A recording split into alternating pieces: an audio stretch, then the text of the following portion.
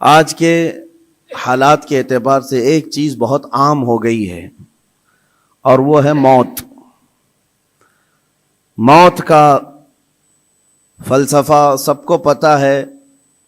موت سے لوگ گھبراتے بھی ہیں، ڈرتے بھی ہیں، اور ایک نیوز بنتی ہے، خبر بنتی ہے، لیکن اب کے زمانے میں تو ایسا لگ رہا ہے موت اتنی عام کر دی گئی ہے کہ لوگ 2 منٹ 3 منٹ افسوس کرنے کے بعد پھر اس کو بھول جاتے ہیں۔ جنگوں میں جو موتیں ہو رہی ہیں ان موتوں کا تو شمار ہی کیا ہے۔ آج ایک آنکڑا جو بتا دیا جاتا ہے، ایک عدد جو ہم کو بتا دی جاتی ہے، وہ اپنی جگہ پر، لیکن حقیقت کیا ہے، میدان میں کیا چل رہا ہے، یہ اللہ بہتر جانے، اور ان علاقے کے لوگ جن کے ساتھ یہ مصیبتیں آئی ہیں وہ بہتر جانے۔ عزیزان گرامی وقار، پوری دنیا میں ظاہر سی بات ہے آج بھی سینسیٹیو لوگ موجود ہیں، حساس لوگ موجود ہیں، جو موت کو کیا زخم کو بھی برا سمجھتے ہیں۔ ظلم کے طریقے سے مارا ہوا زخم، اس کی ہر آدمی نندا کرتا ہے، مخالفت کرتا ہے۔ موت تو بڑی چیز ہے، لیکن ہم نے دیکھا ہے کہ ایک جانور کے بچے کو بھی اگر کوئی مارے تو آج جانوروں کے رائٹس کے، ان کے حقوق کی تنظیمیں موجود ہیں جو ان کی حفاظت کے لیے آگے بڑھتے ہیں اور پھر آواز اٹھاتے ہیں۔ بلکہ آپ اگر کسی جانور کو مارتے ہوئے دیکھے گئے تو یہ تنظیمیں آپ کو جیل تک پہنچا سکتی ہیں۔ ان کے حقوق کی آواز اٹھانے والے بھی موجود ہیں، بلکہ انوائرمنٹ کے لیے بھی تنظیمیں موجود ہیں۔ درخت کو کاٹنے نہیں دیا جاتا کہ اگر پیڑ پودے بھی کوئی کاٹ رہا ہے تو اس کے لیے بھی سخت قانون ہے، بلا وجہ اگر کوئی کاٹ رہا ہے تو اس کو جیل بھی ہو سکتی ہے، اس کا ریپلیسمنٹ چاہتی ہے دنیا۔ پیڑ پودے پتے اور جانوروں کو کاٹنے کے لیے بھی منع کیا گیا اور ان کی حفاظت کے لیے تنظیمیں موجود ہیں۔ تو پھر انسانوں کی زندگیوں کی حفاظت کے لیے بھی آلریڈی موجود ہیں، ایسا نہیں ہے، لیکن دوہرا معیار ہے پوری دنیا میں۔ عام انسان جس کا تعلق اسلام سے نہیں ہے وہ مرے تو پوری دنیا چیخ اٹھتی ہے، اس کے موت کے لیے آواز اٹھاتی ہے، اس کے انصاف کی بات کرتی ہے۔ لیکن اسی دنیا کا دوہرا معیار یہ ہے کہ مسلمان بچے قتل ہو جائیں، مارے جائیں، تو پھر اس کے لیے وہ ایسا پیش کرتے ہیں جیسے ان کو سانپ سونگھ گیا ہو، کوئی رحم نام کا جذبہ ہی نہیں رہ گیا۔ کسی کے دل کے اندر سے یہ ہوک اٹھتی ہوئی نہیں دکھائی دیتی کہ کم از کم اسلام دشمنی اور سب چیزوں کو بالائے طاق رکھ کر کے انسانیت کے نام پر کوئی بات کرتا کہ 6 ماہ کے بچوں کا کیا قصور ہوتا ہے، 1 سال کے بچے دودھ پیتے بچوں کا کیا قصور ہوتا ہے۔ ان لوگوں کو جس طرح سے تہ تیغ کر دیا گیا، مار کر ختم کر دیا گیا۔ عزیزان گرامی وقار، یہ پوری دنیا میں آج جو چل رہا ہے اس پر میں کچھ باتیں عرض کرنا چاہتا ہوں۔ موت کسی بھی زمانے میں عام نہیں ہے، بلکہ ایک بڑا حادثہ سمجھا جاتا ہے اور اس کی نندا کی جاتی ہے، اس کی مخالفت کی جاتی ہے جو زبردستی کسی کا قتل کیا جائے۔ یہ اور بات ہے کہ دنیا طاقت کی پجاری ہے، دولت کی پجاری ہے۔ جس کے پاس زیادہ طاقت ہے، جس کے پاس زیادہ دولت ہے، لوگ اس کی حمایت میں کھڑے ہوتے ہیں۔ مظلوموں کے حق میں کھڑے ہونے والی جماعتیں بہت کم ہوتی ہیں۔ لیکن ان تمام معاملات سے ہٹ کر میں آپ سے گفتگو یہ کرنا چاہتا ہوں، جتنی بھی اسلام پر موتیں ہو رہی ہیں، ظلماً قتل کیے جا رہے ہیں، ایک بات یاد رکھو، اسلامی ایک جذبہ موجود ہے ہمارے ہاں، وہ شہادت کی موت پا رہے ہیں۔ شہادت ایک درجہ ہے، اور جب یہ چیز آپ کے تصور میں آ جائے تو میرے عزیزو ہم بھی یہ محسوس کریں گے کہ اللہ کریم ہم سب کو شہادت کی موت نصیب فرمائے، کیونکہ شہادت ایک مقام کا نام ہے، ایک مرتبے کا نام ہے۔ جو شہید ہوتا ہے اسلام میں اس کا بڑا رتبہ ہے۔ نبی پاک صلی اللہ تعالی علیہ وسلم نے تو فرمایا، نبیوں اور شہیدوں کے درمیان صرف 1 درجے کا فرق ہے، 1 درجے کا فرق ہے۔ جو شہید ہوتا ہے وہ اللہ تبارک و تعالیٰ کی جنت میں اسی مقام پر ہوتا ہے جہاں اللہ کے نبی ہیں۔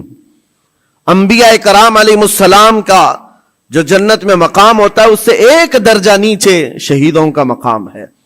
شہداء اسلام ان کی ایک عظیم تاریخ ہے.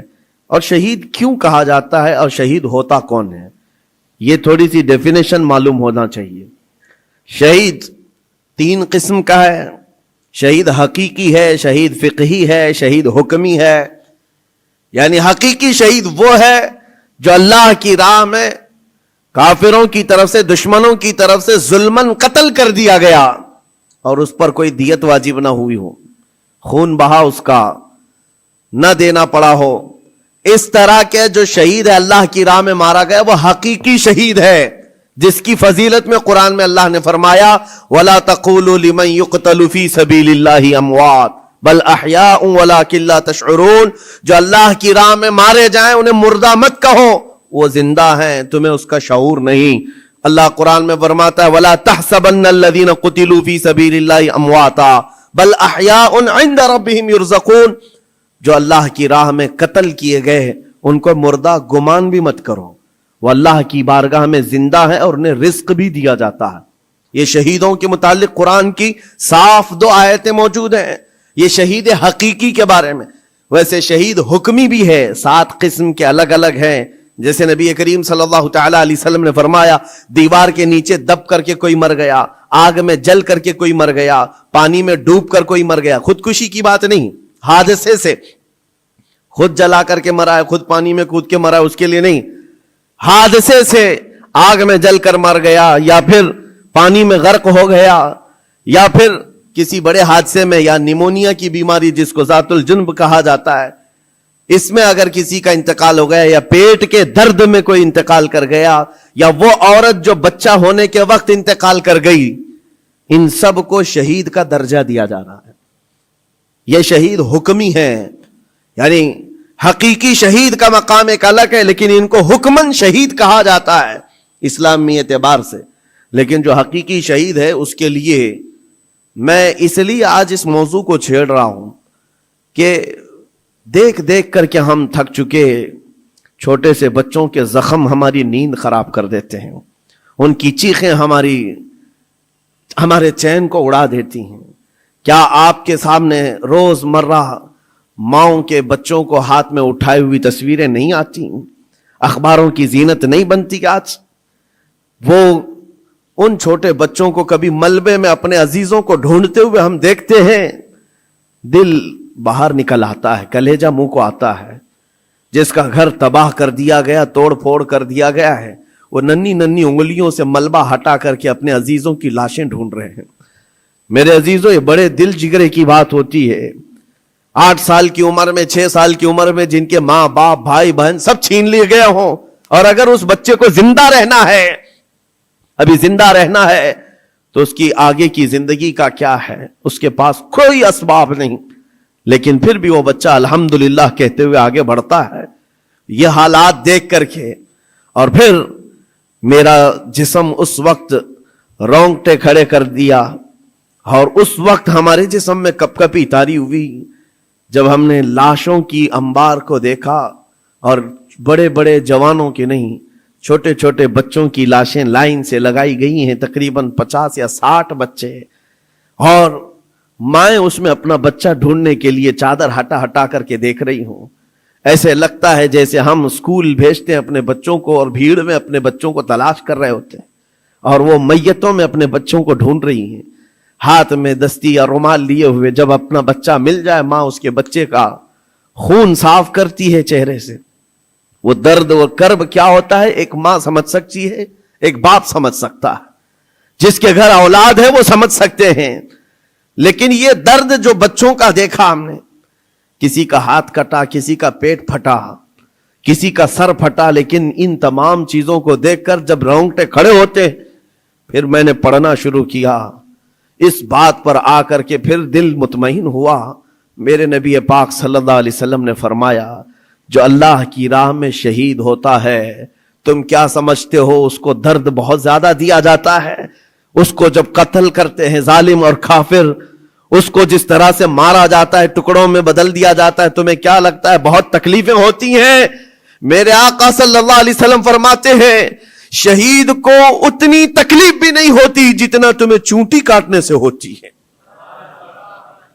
اس کو اتنا درد بھی نہیں دیا جاتا.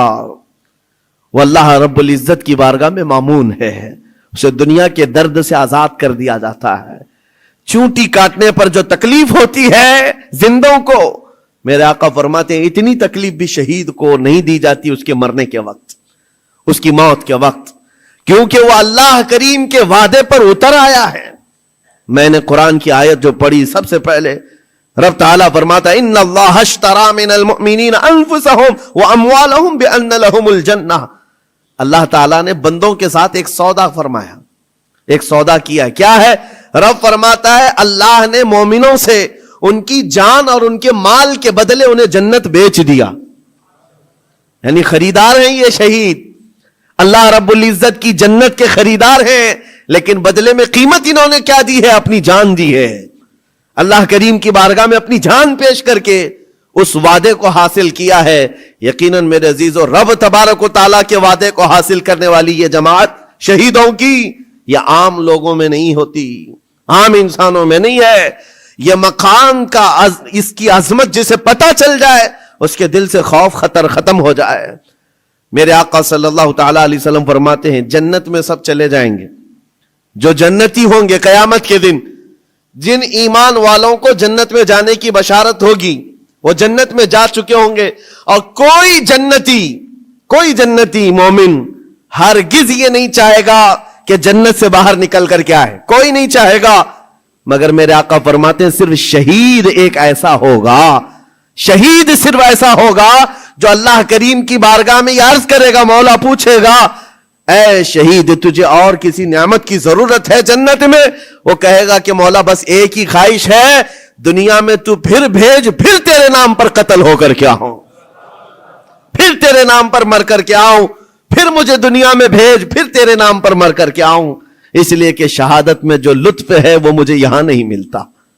عزیزان گرامی, یہ صرف شہید کے بارے میں میرے آقا صلی اللہ علیہ وسلم نے فرمایا, اور یہ فضیلت بیان کر کے خود میرے آقا فرماتے ہیں, حضرت ابو ہریرہ رضی اللہ تعالیٰ عنہ سے روایت ہے, بخاری شریف کی حدیث ہے, فرماتے میرے آقا میری خواہش ہے کہ اللہ کی راہ میں قتل کیا جاؤں, پھر زندہ کیا جاؤں, پھر قتل کیا جاؤں, پھر زندہ کیا جاؤں, پھر قتل ہوں, پھر زندہ ہو جاؤں, اور اسی میں اللہ کی رضا حاصل کر لوں. یہ میرے آقا صلی اللہ علیہ وسلم فرماتے ہیں. عزیزان گرامی وقار, جو شہید ہو چکے اللہ کی بارگاہ میں ہیں, وہ نعمتوں میں ہیں, وہ زندے ہیں, بلکہ ہم سب سے بہتر ہیں. ان کے مقام کو پوری دنیا والے ابھی مل کر نہیں پہنچ سکتے. اللہ کریم نے ان کو جو شہادت کا انعام عطا کیا ہے, میں آپ کو بتاتا ہوں صحابہ اکرام رضوان اللہ تعالیٰ علیہ مجمعین کی دو مثالیں. کیا جذبہ تھا ان کے اندر. جب میرے آقا صلی اللہ تعالیٰ علیہ وسلم احد کے میدان کی طرف روانہ ہو رہے تھے, تو ایک صحابی عمرو بن جموح رضی اللہ تعالیٰ عنہ, جن کے 4 بیٹے حضور کے ساتھ جا رہے ہیں جنگ میں, 4 بیٹے جا رہے ہیں, کسی کا ایک بیٹا گھر سے نکلے بڑی بات ہے, 4 بیٹے جا رہے ہیں, اور نبی پاک صلی اللہ تعالیٰ علیہ وسلم صفیں درست فرما رہے ہیں.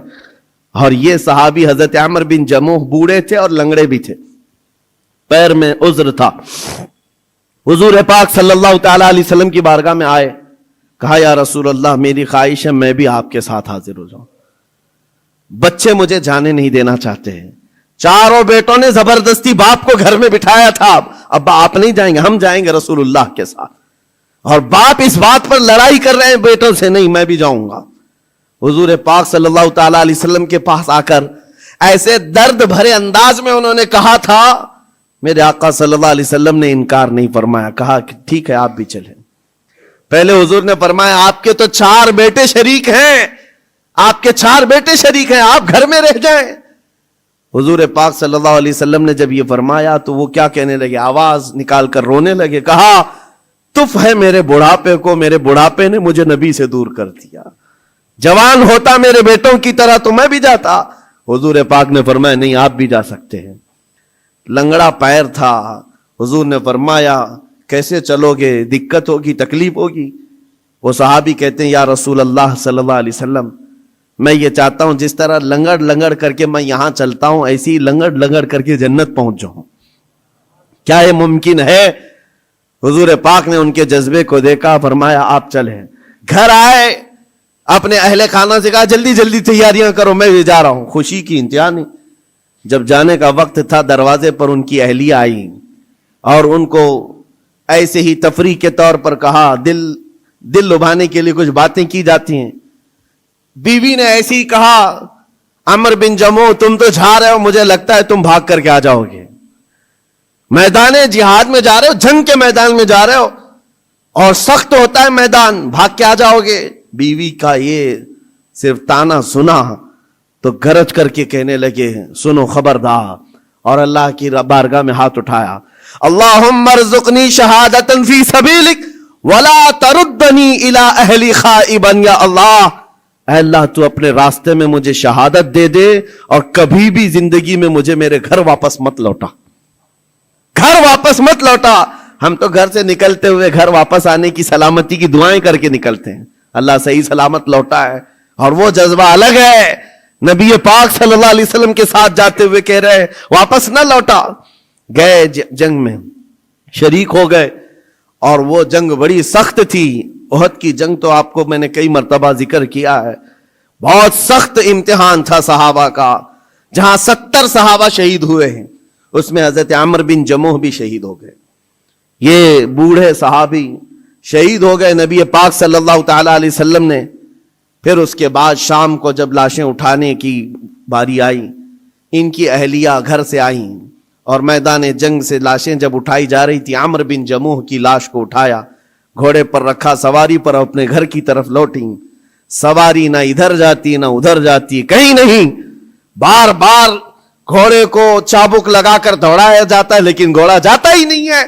وہ تنگ آ گئی, مجبور ہو گئی, کہا کیا ہے, لاش اتنی بھاری ہو گئی, وزن ہو گئی, کیا ہے یہ. نبی پاک صلی اللہ علیہ وسلم کی بارگاہ میں آ کر کے ان کی اہلیہ نے کہا, آقا سب اپنی لاشیں لے جا رہے ہیں, میں بھی ان کی لاش اپنے گھر لے جا کر ان کو تھوڑی دیر کے لیے رکھنا چاہتی ہوں, لیکن سواری ہے کہ آتی نہیں آگے. میرے آقا نے فرمایا, گھر سے نکلتے وقت انہوں نے کیا کہا تھا. ان کی اہلیہ نے کہا تھا, انہوں نے کہا تھا اللہ کی بارگاہ میں کہ مولا مجھے گھر واپس سلامت نہ لوٹانا. حضور فرماتے ہیں اس کی دعا قبول ہو چکی ہے. نہ وہ زندگی میں واپس لوٹا, نہ تم اس کی لاش لے جا سکتی ہو. اسی میدان میں حضرت عمر بن جموح کو دفن کر دیا گیا. یہ ان شہیدوں کی بات کر رہا ہوں جن کے موت کے بعد بھی ان کا تصرف جاری رہتا ہے, ان کا تصرف. حضرت خبیب ابن عدی رضی اللہ تعالیٰ عنہ مشرکین کی قید میں آ گئے تھے. یہ کفار مکہ نے ان کو قید کر لیا تھا اور لوہے کے پنجرے میں ڈال کر کے رکھا تھا. کئی دنوں تک بھوکا پیاسا رکھا, پنجرے میں رکھا, اور اس کے بعد کئی مرتبہ ان پر کوششیں کی گئیں کہ تم دین اسلام چھوڑ دو, تم نبی پاک کے خلاف بولو. لیکن وہ جوان مرد خبیب ابن عدی ایسے تھے, اپنے ایمان پر جمے ہوئے, استقامت کا جذبہ ایسا, ہر مصیبت کو گلے لگا لیا. یہاں تک کہ کفار و مشرکین نے ان کو پنجرے سے باہر نکالا, ان کے ناخنوں کو پکڑ سے کھینچا, اور وہ کراہتے رہے, درد اپنی جگہ پر. اور اس کے بعد ان کے جسم کو جگہ جگہ تیروں سے چھلنی کیا, اور مقام تنعیم پر, جو مکہ میں آج جامع مسجد عائشہ ہے وہاں قریب میں, آپ کو ایک سولی پر چڑھا دیا گیا. حضرت خبیب ابن عدی کو ایک کھمبے پر باندھ کر کے سولی دے دی گئی, اور لاش کو لٹکا کر رکھا, اور ایسی لاش لٹکتی رہی. یہی خبیب ابن عدی ہے جن کو سولی پر چڑھنے سے پہلے کافروں نے پوچھا تھا کیا یہ اچھا ہوتا خبیب تمہاری جگہ محمد ہوتے اور تم آرام کر رہے ہوتے. تب انہوں نے گرج کر کہا تھا, ظالمو خبردار, تم میری جگہ مصطفیٰ کی بات کرتے ہو, میرے جسم کے اور 1000 ٹکڑے ہو جائیں مجھے گوارا ہے, میرے نبی کے قدموں میں تلوے میں کانٹا بھی چبھے یہ مجھے برداشت نہیں. ان کا جذبہ تھا استقامت.